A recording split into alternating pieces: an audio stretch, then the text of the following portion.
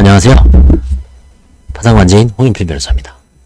이번 시간에는 분양권과 관련된 개인회생 채권자가 이의를 해서 그 답변서를 한번 공부해보는 시간을 갖도록 하겠습니다. 분양권은 파산에서는 간단하죠. 335조 미행 쌍무계약에 대한 파상관제인의 해지권을 행사를 해서 소멸시켜버리면 끝납니다. 그리고 이제 뭐 일부 손해배상, 파산채권으로 놓으면 되는데 개인회생에서는 이제 그런 조항이 없습니다. 그래서 이제 법원이나 회생위원회에서는 회생위원들은 청산가치에 반영해라. 근데 이 막연하게 청산가치가 뭐냐? 이게 제로냐? 아니면 뭐 1,000만 원이냐? 2,000만 원이냐? 근데 실질적으로는 청산가치가 제로라는 취지로 이제 답변서를 적은 겁니다. 그걸 한번 참조해 보십시오. 유사사건에서 아마 많은 참조가 될 겁니다. 논리전개. 사건은 이제 2023년에 발생한 사건, 2023년 사건이고 서울 사건입니다. 82년생 채무자였고요. 그 당시 이제 41살. 기부해서 이의를 했습니다. 기술신용보증기금에서 10월 4일날 이의를 했습니다. 이 취지는 채무자가 고양시에 상가를 하나 갖고 있는데 그 분양계약과 관련된 청산가치에 반영해야 되는 게 아니냐. 그런 취지로 이의를 해서 이거에 대해서 이제 조목조목 반박한 내용입니다. 분양계약 내용을 보면 고양시 덕양구, 고양 향동지구의 상업용지에 이제 오피스텔인 것 같아요. 오피스텔은 아니고 오피스. 상가죠, 상가. 채무자가 이제 사무실로 쓰려고 계약을 한 것 같습니다. 계약금이 2억 6,068만 원인 거 보니까 분양대금이 2억 6천 정도 됩니다. 조그만한 그 한 층에 일부 귀퉁이 뭐 부수 정도 되죠. 이렇게 칸막이 설치해서 이제 하는 그런 상가를 말하는 겁니다. 중도금은 이제 KB저축은행에서 1억 6천을 받았고요. 보통 이제 한 3회 정도 내죠. 잔금도 한 3회 정도 내고요. 8천이 남았습니다. 무궁화신탁에 이제 신탁되어 있는 거죠. 이러던 중에 이제 채무자가 파산에 들은 거죠. 채무자의 경제적, 재정적 파탄으로 이행지체 또는 사실상 이행불능 상태에서 채권자의 권리, 채권자는 주식회사 무궁화신탁은 계약 불이행을 이유로 해제가 가능합니다. 채무자는 계약 해제가 불가합니다. 채권자의 선택에 따라 유동적 지위입니다. 불안한 지위죠. 그래서 이제 이거를 과연 채무자가 계약금만 내고 중도금만 낸 상태에서 잔금을 내지 않고 8천만 원 안 내고 소유권 이전 등의 청구를 할 수가 있을까요? 안 되죠.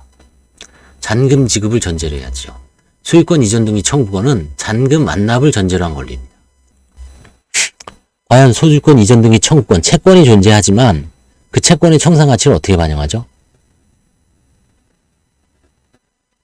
8천만 원 안 냈다 그래서 8천만 원, 그러니까 2억 6천에서 8천만 원만 안 냈으니까 1억 8천만 원에 대해서는 제가 갖고 있는 건가요? 상가 분양자가? 그렇게 쪼개서 청산가치를 나눌 수 있을까요? 실제? 말이 안 되죠.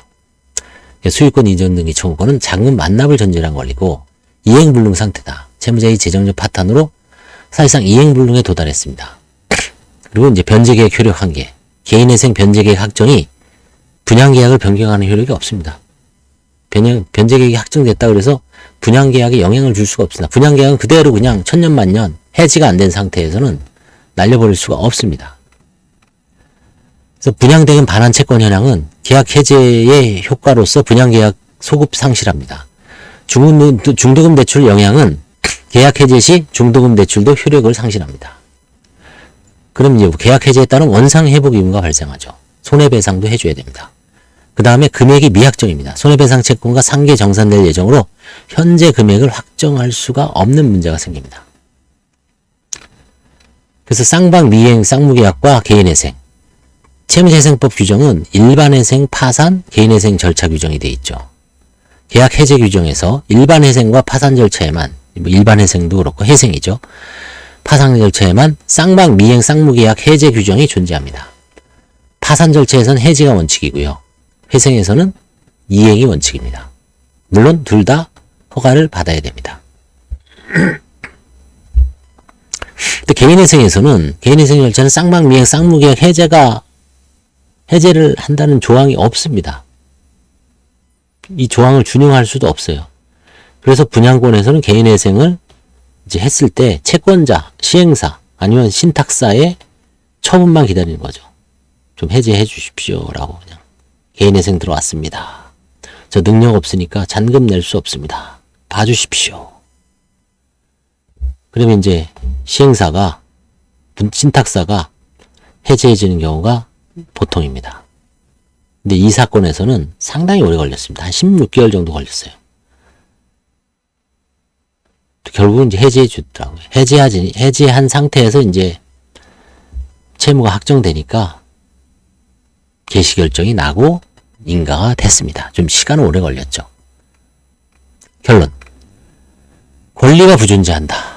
채무자는 소유권 이전되기 청구권 또는 분양대금 반환 청구권을 실질적으로 보유하지 않습니다. 해지가 안 됐는데 어떻게 보유합니까? 그렇죠? 그 다음에 잔금을 내지도 않는데 어떻게 분양권, 소유권을 가져옵니까? 그렇죠? 그 다음에 기존의 1억 8천을 어떻게 가져올 방법도 없습니다. 해지가 안 된 상태에서. 유동적 지위의 승리입니다. 계약 채권자의 계약 해제에 따른 유동적 지위에 있습니다. 시행사가 이 사람 뭐 안 되겠구나. 해제해버리자. 다른 사람한테 팔지. 이거 해주면 고맙죠. 근데 해지도 안 해주고 그냥 계속 있으면 일단 기다릴 수밖에 없습니다. 미확정 채권 처리. 계약 해지 시 금원 청산을 전제로 한 관련 채권을 미확정 채권으로 기재하죠. 그래서 변제계획 제7항 개인회생에서는 1항부터 10항까지가 있죠. 10항이 이제 기타 처리 사항이고요. 7항이 이제 미확정 처리, 미확정 채권입니다. 그래서 항상 보정명령은 천편일률적으로 나옵니다. 법원에서는. 이번에 제가 수원에다 내보니까 분양권에 대해서 청산가치에 반영하시고 미확정 채권으로 기재 처리하시기 바랍니다. 미확정을 했는데 또 보정이 나와요. 그래서 이제 뭐 법원에서도 이제 그런 보정은 기계적으로 나오는 것 같습니다. 분양계약서 주요 내용은 여기 보시면 경기도 고양시 덕양구 고양 향동지구에 전용면적 44.5제곱미터, 계약면적 89.08제곱미터. 그래도 이제 한 30평 정도 되는 상가죠. 뭐 나름대로 작은 상가는 아닙니다. 공급가액은 2억 6,680만 원입니다.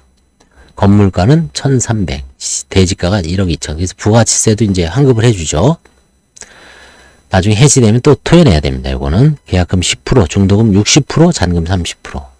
2023년 4월 중에 입주할 예정이었으나 이분은 이제 파산 신청을, 개인회생 신청을 하게 되었습니다. 그래서 개인회생에서 청산가치 분양권에 대한 청산가치를 반영하라. 그랬을 때 신청 대리인들도 그렇고 신청인들도 이게 뭔가, 그렇죠? 뭐 어떻게 반영하냐. 굳이 고민할 필요가 없습니다. 이런 논리로 권리가 부존재한다. 채무자는 소유권 청구권 또는 분양대금 반환 청구권을 실질적으로 보유하지 않는다. 이게 동시행이죠. 돈을 내야지 분양권을 갖고 옵니다. 돈을 안 내겠다는 거 아니에요. 개인회생에서. 낼 수가 없으니까. 그죠? 그래서 채권자의 어떤 계약 해지에 따라서, 그래서 법원에서도 이런 경우는 몇 달 지켜봅니다. 채권자가 해제하는지 안 하는지. 해제하면 그때 이제 채권이 확정이 되기 때문에 변제 계획을 정확하게 짤 수가 있는 거죠.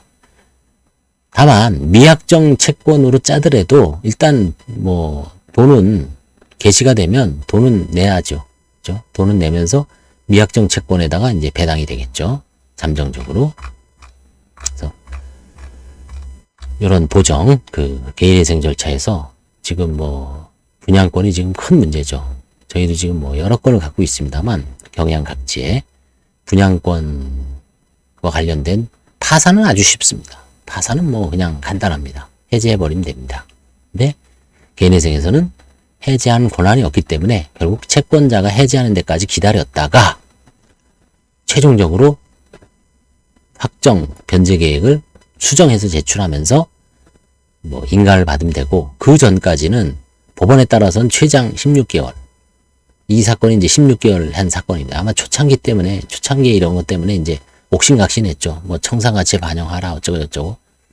지금도 이제 청산가치에 반영을 하고 있지만 지금은 이제 시행사나 신탁사가 해제를 잘 해주기 때문에 뭐 큰 문제 없습니다. 다만 시행사가 이제 붕 뜬 시행사가 있습니다. 시행사도 거의 망하기 일보 직전인 데는 거의 이게 뭐 해제를 잘 안 해주려고 하죠. 자기 직후가 석자인데 돌볼 겨를이 없습니다. 그런 경우에는 이제 나중에 관리, 법정관리, 법인회생 들어가거나 아니면 파산했을 때 이제 해제가 되겠죠. 결국 최종적으로. 시간이 좀 오래 걸리는 경우도 있고 신속하게 되는 경우도 있기 때문에 당황할 필요가 없습니다. 분양권 이제 거의 안착된 것 같아요. 이런 식으로 미확정 분양 청산가치는 거의 제로로 해서 일단 잠정적으로 변제 계획을 작성해서 이제 제출한 다음에 법원에서도 이제 뭐 무리하게 안 하는 것 같아요. 그냥 기다려 보다가 채권자가 해제해버리면 그때 이제 확정되죠. 확정 채권으로 변제 계획을 수정해서 제출하면 무난하게 개인회생에서도 분양권 고민하지 않고 이제 변제 계획을 확정 지을 수가 있습니다. 감사합니다. 좋아요, 구독, 알림 설정 부탁드리겠습니다. 그리고 상담하실 분은 연락 주십시오. 감사합니다.